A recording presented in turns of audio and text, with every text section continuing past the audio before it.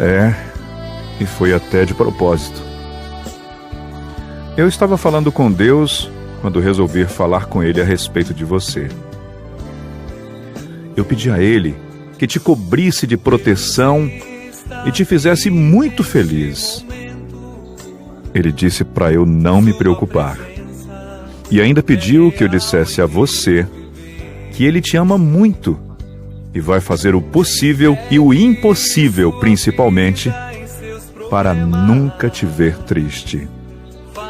Pediu ainda para dizer que Ele sabe que às vezes você irá pensar que Ele não está do seu lado, ou que você irá questionar o porquê de muitas coisas terem acontecido, ou não ter acontecido em sua vida.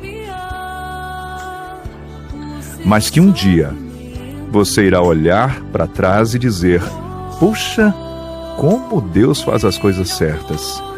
Hoje eu vejo que tudo é na hora certa e que Ele não falha.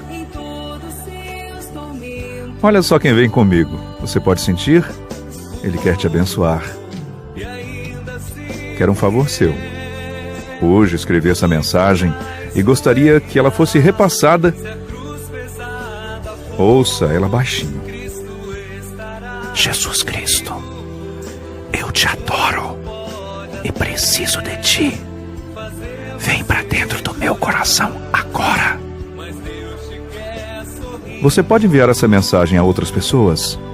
Abençoe outras pessoas. Deus te abençoe e te guarde em nome de Jesus. Amém. Se a cruz pesar